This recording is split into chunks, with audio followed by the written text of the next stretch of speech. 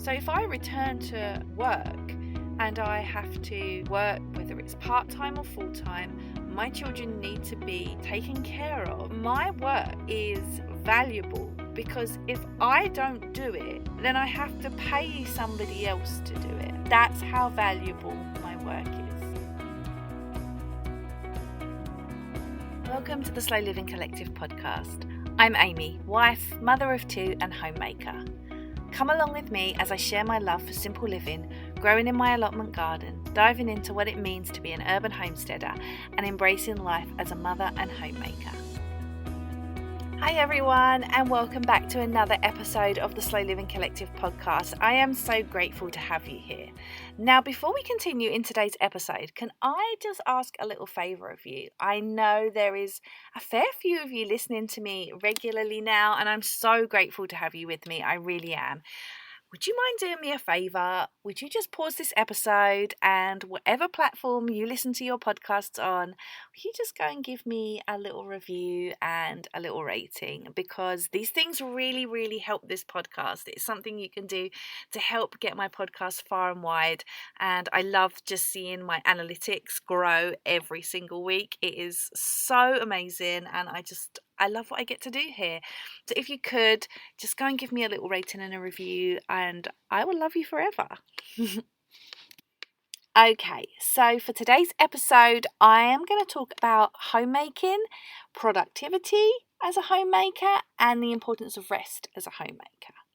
And I'm just going to talk about it from my experience. You know, that's all I've got to go on. But I have taken about a year, less than a year maybe, to really be comfortable with that terminology of being a homemaker. And it was nothing to do with what being a homemaker means. And it was everything to do with the fact that, you know, I am a millennial. I have been raised in this modern society that ties my productivity to a job and ties my worth to what I earn. And that can probably be said for most of us. And that's just the modern world that we live in. So I took 2 maternity leaves. I have 2 children. And prior to having children, I worked as a social media manager and personal brand strategist. And I ran my own business and I loved what I did. When I was coming up to having my first child, I kind of felt as though my work was done in terms of my business. I just felt like I wanted to start anew, I wanted to start fresh, and I didn't really know what life on the other side of maternity leave would look like, but I knew that I wanted to do something different. And that being said, though, we had always had the intention, both of us, both my husband and myself, we had always had the intention that when it came to having children, we only intended to have one child. We didn't realise that I would suddenly decide that actually I wanted two. But when we only had the intention of having one child, and it was always the goal that I would stay home. But caveat to that is I know myself. And I know that I love having something for myself to focus on. Now, I love being a mother. I love my kids, obviously. Don't know why we always have to caveat everything we say with that. I love my kids, obviously. But I love having something for me that I can immerse myself in, that is just mine and it's not shared with anyone, not my children, not my husband, not my family, not my friends. It's just something for me, and that's what I really love. So while we always had the intention that I would stay home with my daughter, I kind of always had this feeling that on the other side of maternity leave I would do something, that there would be something for me to do. I didn't know what it would look like, I didn't know what it was, but I always had that feeling because I know me and I know that I like having something for myself. So we had set up this life together with the intention of me staying home. And I rolled off of maternity leave after my first child straight into a global pandemic. And So I returned to what felt comfortable to me because life was chaotic. The world had just turned upside down, and I kind of felt comfortable with the idea that I could maybe bring in a little bit of an extra income. We could put some money aside, and because we didn't know what was going to happen, and that made me feel the most comfortable. So I did, although I didn't return to work in a full-time capacity, it was very sort of ad hoc. I felt very comfortable with, that and what I was doing. And so it was during that period of time that I actually fell pregnant with my son. After, always saying I'm only going to have one child, I decided that actually, no, I wanted two. So we found out I was pregnant just, what, I'm trying to think, the end of August 2020. And I sort of continued doing some sort of like part-time in the evening kind of work up until my son was born in May 2021. And yeah, like I said, it was always on the cards that I was going to stay home with the kids, or kid, which became kids, and we set up our life that way. So when I came off of maternity leave in May 2022, I was like, right, this time I am not returning to my social media job. That is not what I'm going to do, and it's really not what I want to do. But aside from some of the social media like management stuff and personal brand strategy stuff, I also, just did like little bits and bobs of my own, which I would have stuck under the same umbrella. But, I have a blog. I obviously now have this podcast. I have a decent following on Instagram.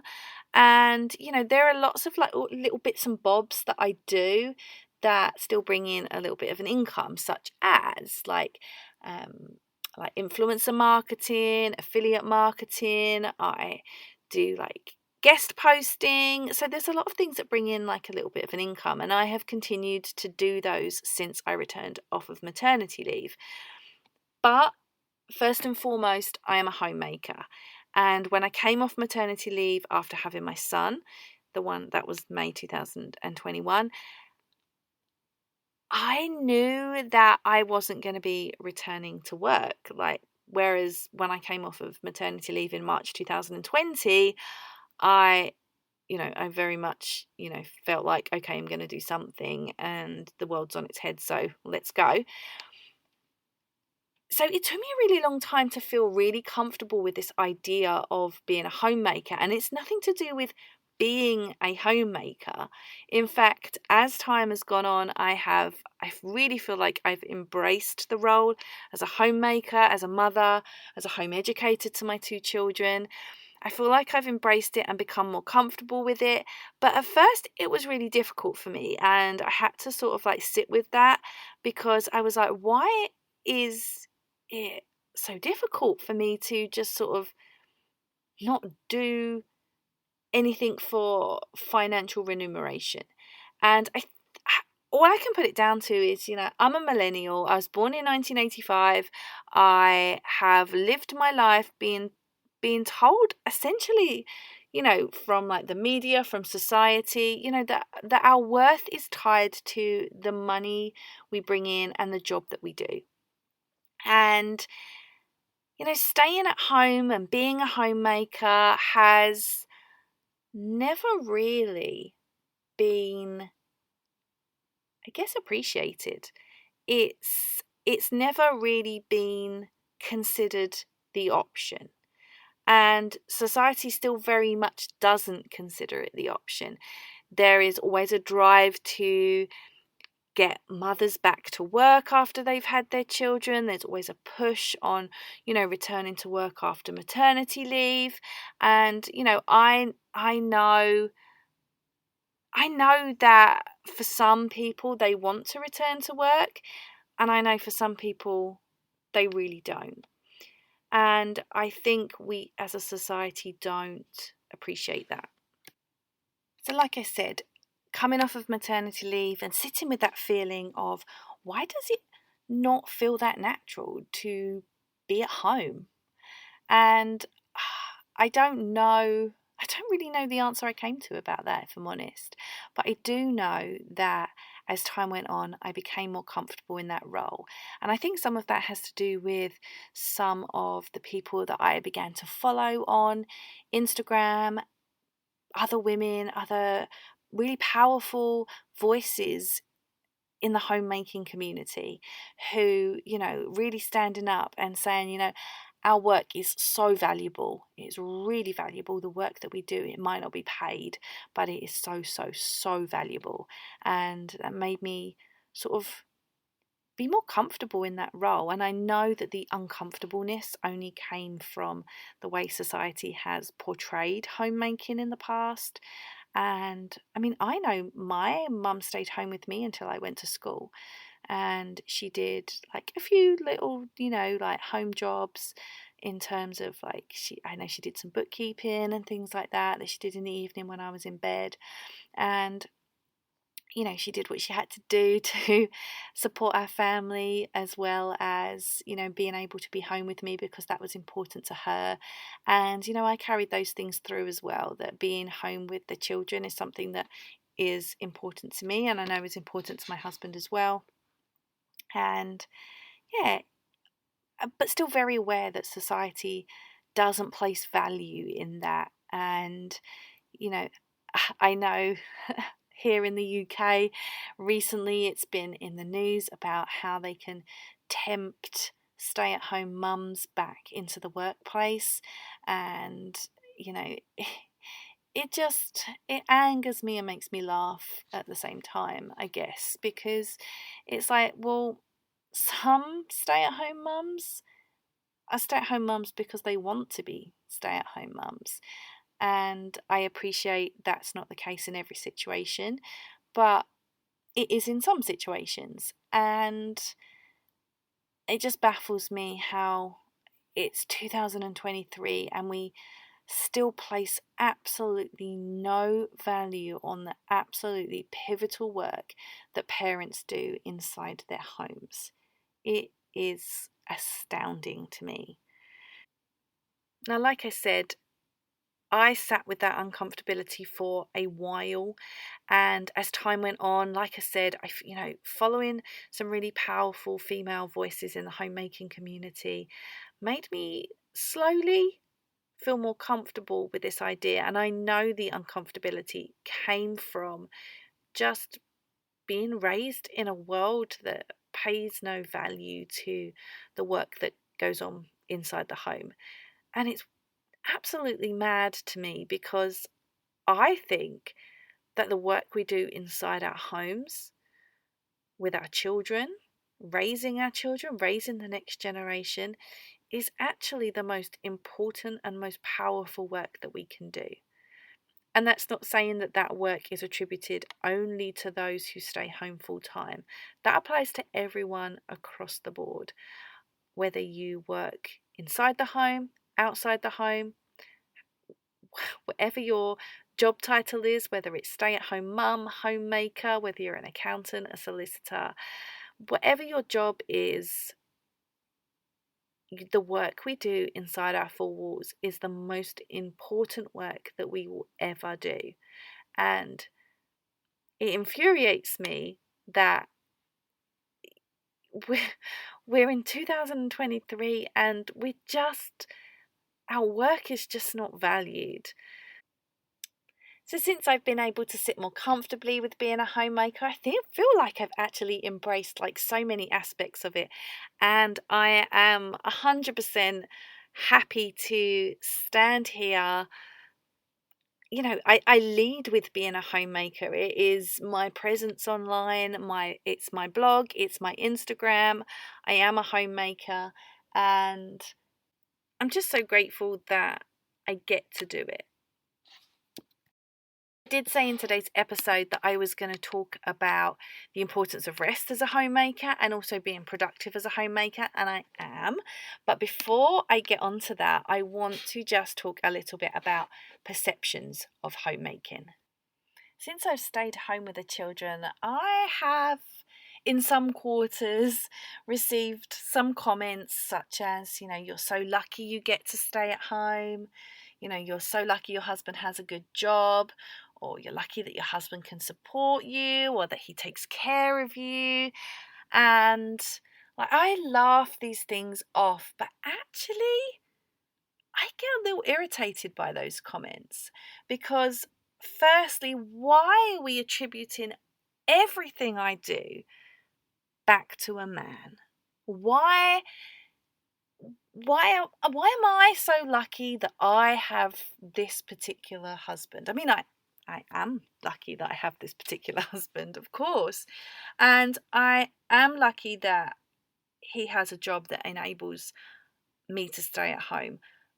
But also, it completely denies the hard work that we both did in being able to set up this life together. Because, like I said earlier in this episode, this didn't just happen by accident. It wasn't like I don't have to return to work. We proactively set this life up, and life can change in the absolute blink of an eye. And I'm always forever grateful for where we are. But these comments, they just completely deny the work that I did and the work that I continue to do. And it continues to devalue the unpaid work I do as a stay-at-home mother and a homemaker.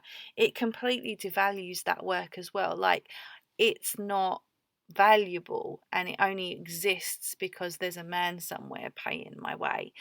Like, if I don't stay home with my children, then my children have to go to childcare. So if I return to work and I have to, work, whether it's part-time or full-time, my children need to be taken care of by a childcare provider in those hours.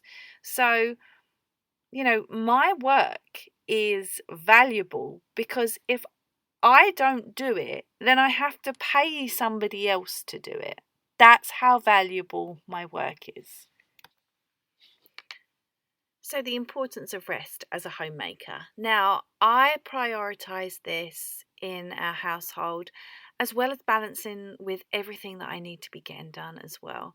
So, being home all week with the kids, just sometimes it feels like a lot being at home with the children and then, keeping the house running. And that's not solely my responsibility to keep the house running. While I am happy to take on the title of homemaker, I am not the sole person who is taking care of our home. In fact, it is a very 50-50 kind of job in our home. We don't really have tasks that are mine and his. We just get on, we just pitch in, and we just do what needs to be done, except taking the bins out. That is my husband's job. But if he couldn't do it for some reason, I guess I would take the bins out. Like, we just don't divide our chores up like that. It's just pitch in, we know what needs to be done. We're all adults here, and yeah, we just get on and do what needs to be done. So it's not like those things naturally fall to me. But I am, always busying myself with something, whether I am loading the dishwasher, whether I am doing the laundry, whether I am setting up activities for the kids, doing stuff with their home education, play, and, just taking care of them, which is a whole job in itself. And so sometimes that can all get overwhelming and it can feel like a lot. And so I really place a huge value on the importance of rest as a homemaker, because when you're a homemaker, your sole work is within your home. And so when you work in an office job, or whether you work in a job outside the home, or maybe even if you work in the home, working from home, then, when the end of the day comes, you can close your laptop, you can leave your office, you can leave your workplace, and that's your work done for the day. Now, when you're a homemaker, your job never stops. So I am always in my place of work, and there is always something that I can think of that needs to be done. Even if it doesn't, I can always think of something to be done. And so it's really important as a homemaker to rest. And that's the same when I talk about homemaking. Like you're still running your home, whether you have a separate job from that as well, whether you are in paid employment too. And so I think it's important for all of us to remember that when we are home, it is important to prioritize our rest, because we can always find another job to do. There's always another task to do. There is always washing to be folded. There is always a dishwasher to be loaded. There is always something. And so it's really important to prioritize your rest for all of us. We don't rest enough. We feel like we have to earn our rest. That is something as well that I think modern society has tricked us into, making us think that we need to earn rest. Like, once I've done this to-do list, then I will rest. Once I finish doing this, then I will rest. We need to be factoring in rest all the time. We don't need to earn it. It is just something that should be part of our life, and we find it really difficult to do. So how do I prioritize rest at home? Now, being a homemaker and a stay-at-home mum as my primary job, it's really important for me that I prioritize rest and place a fair degree of importance on rest, because my primary job is taking care of our home and taking care of our children. And while I don't spend all of my time here, I certainly spend actually a lot of time out and about and having fun with the kids and just off living our life, which I'm so grateful for.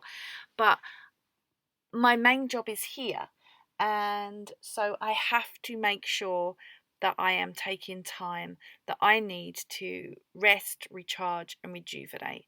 And so for me, in our life, that looks a lot like me understanding when I'm becoming dysregulated because, things get too much. I currently breastfeed. Sometimes I can get really touched out. Sometimes I've got kids climbing on me all day, every day. And I get to a point where I start to feel frayed, and I start to feel like, okay, I am not getting what I need. What do I need to do to turn things around? Oftentimes that is taking a complete time out for myself and just saying, like, my work here is done for the day. Hand over to my husband and say, call me if you need me to breastfeed. But other than that, I am out. I am going to take care of myself. So for me, that could look like taking time to read. It could be doing some yoga, mindfulness, meditation. Sometimes it can just be laying horizontal on my bed, scrolling Instagram, and just not doing anything, because do you know what? We don't always have to be productive. We just don't. And although I'm going to go on in a minute and talk about productivity and, the ways I am also productive as a homemaker and delve into that a little bit, we don't always have to be productive. Sometimes we can just do nothing. And sometimes it's important that we do just do nothing. So as well, for me, it can be like when we're getting up in the week with the kids, and I will be the first to admit we live a very low-key, slow and simple life. And part of that is the fact that my husband works from home, so we don't have that morning rush ever. My children are going to be home educated. We don't have a school run to do. There is lots and lots of benefits to our lifestyle, and I know that's certainly not the case for everyone. But and even though my children are late risers, but even through that, I the mornings still feel like I can't necessarily be as leisurely as I'd like, because I've got two children that need to get out of bed, want to get out of bed, are ready to go downstairs. They need me. My husband still needs to get to work on time. And yeah, before I know it, I'm standing downstairs in the kitchen, clutching a cup of coffee and hoping that I'm going to figure out this day. But what we often do on the weekend is my husband will get out with the kids, and I will just sort of have a little bit more of a leisurely get up because, in the week it's sort of a bit more chaotic, and I really value that time. I really, really do. I would go as far as saying that it is the most important part of my week, that I just get to just be horizontal in my bed under my covers with no one touching me, no one breastfeeding, just just being. And sometimes I will read, sometimes I will be productive, sometimes I won't be, and it's all good. My husband often brings me up a coffee. Sometimes if I lay still long enough, he brings me breakfast as well. And I'm just so grateful for it because I feel like my weekends are my time to recharge, and I always feel really good if I have had a weekend where I have, achieved things that I want to achieve, because during the week, I am busy focused on like the home education, having fun with the kids. I feel like the weekends are a time where I can just be a little bit more myself with a little bit more freedom some of the time, and spend time together also as a family, and it just lightens the load a little bit. And I always feel like if I have a weekend where I do that and feel better, I feel in a really good mindset going into the week. When I have really busy weekends, or I don't necessarily get that time dedicated to myself, I feel like I'm all discombobulated going into the week, and it usually shows. And so, yeah, that's something that I find really important, and I appreciate having the support in that, because I feel like when I have that moment and have that period of time, then I am an all-round better mother for my children. I'm a better wife for my husband, and that's just what I need. Not everybody's going to be the same, but I really appreciate that, those moments where I just get to be myself. And I guess that leads nicely into productivity. So, how am I productive as a homemaker? Well, I am a big list maker. I know what I need to do, and I know what I want to do, what I enjoy to do. I take so much love, care, and attention in our home and in raising our children. It's not always easy, these things, and I'm certainly nowhere near perfect.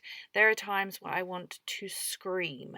There are times where I nearly scream. There are times when I am dysregulated, when I can't regulate my own emotions, and I just have to take a moment or take a breather, because being home full time with the kids is a wonderful privilege, and I am so grateful for it every day, but it is not always easy. It is not always easy, and that's why I really value those little breaks. But in terms of productivity, I know what I love to do, I know what needs doing, and I just find a way to get it all done. I generally have like home stuff running through my brain at all times. I know what sort of things I can do while overseeing the kids downstairs. If they're playing, I know the things I can be like, okay, I can get this done now. I can go and feed my sourdough starter. I can, get some laundry done. We have very open plan living where I live, and, it's very easy for me to be pottering around in the kitchen, which is like the hub of our home, but also the place I spend the most time. I live in the kitchen and I love it. Wouldn't say I'm the greatest baker or the best cook, but it's like a little hub for me, and I'm always doing something like making oatmeal, making sourdough bread, feeding my starter, creating, my own washing up liquid, my own hand wash. Like, we live a very low toxic life. We're trying to do better all the time, very much into sort of natural living and things like that. So I am very aware of the things that I need to do, and that I actually love them. Now, earlier in this episode, I mentioned about, I think I did anyway, it was so long ago when I started this, I took a break in between recording, so who knows if I did or didn't. But I think earlier in this episode, I mentioned about what I did for a job before I had my children. And it's interesting because, like I said earlier, I have always been the kind of person who really very much enjoys having something to themselves, having that thing that is theirs and theirs alone. And for me, that was always my job prior to having the children. And that was because I had my own business, so I put my heart and soul into that. But I always very much enjoyed that part of my life. And although the physical part of the job, the social media management, the writing, the brand strategy stuff, that's not for me. It's not for me anymore. I had a great time doing it. I've worked for myself for over 15 years.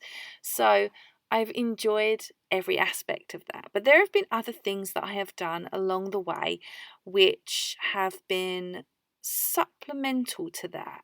And, I've been a blogger since 2006. Can you believe it? Not the same blog I have now. There has been a few variations along the way, but blogging is something I've done for a really long time. And it's something that I have got much joy from in the past, and I still get a lot of joy from now. I'm a writer. I've built my entire career on writing in some form or another. And my blog is still my outlet. So I thought it would be really remiss of me not to talk about this while I'm talking about the productivity of being a homemaker, because there are certain things, I guess, that I still do. Blogging, this podcast now as well. Content creation in general is my jam. Like, I enjoy taking photos and sharing photos that I love and sharing words from my brain that I love on places like Instagram. I love creating the longer form content and sharing pictures and words on my blog about the things that I'm really passionate about. I recently obviously love sharing this podcast, and it seems actually that it was perfect. I don't know why it took me so long to create a podcast, because I love talking. I love the sound of my own voice. So why would I not create a podcast? Because I've always got a lot to say. And so these things, they're sort of very much what I am doing. And there are things in terms of my blog that have always earned me like a little bit of money, and so it's something I'm grateful for, that I have those things that I still can do. Just things like, it's not a secret, but things like affiliate marketing and influencer marketing I've done in the past, and I earn a little bit of income from my blog, and it is perfect. And I thought that fed nicely into productivity, because especially being a homemaker, because I I sometimes think that we get this idea, maybe from society, that if we're a homemaker, it's the only thing that we do. It's our only identity. And yeah, I'm always here to like break glass ceilings and be like, that's not the way I'm gonna do it. And recently I've been thinking a lot more about what I do. And it's funny because that kind of brings me full circle back to that point I was at in May 2022 when I came off maternity leave. Like, what is it that I do? And, I place so much value, like, I've just spoken for 35 minutes on this. I place so much value in homemaking and what that means, and the importance of the unpaid work I do within my home in the raising of my children. They are so important to me. But I also place a huge amount of value on the things that make me me, and the fact that I am Amy above everything else. And, delving back into my blog, creating this podcast, these things I'm so grateful for them. And yeah, I don't know. I, I guess like I kind of thought like, oh, at the end of this podcast, I'm going to talk about how, my blog is going to be like my little business, and it's just going to be a small fraction of who I am and what I do, but it's a really important part of me. And now I'm here saying it, I'm like, but for what reason? Like, go and check it out, I guess. You can find it at amypigott.co.uk, and you can find it, if you follow me on Instagram, you can find it there, and I dare say I'm going to put it in the description.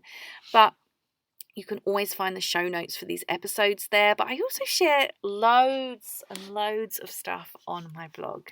And, combined with this podcast and my Instagram and, my blog, I'm just going to be sharing more about homemaking, about simple living, slow living, and just life on our allotment and what being an urban homesteader can be. Like, I am not moving house anytime soon, and I live in a split level flat, and I have an allotment and a balcony.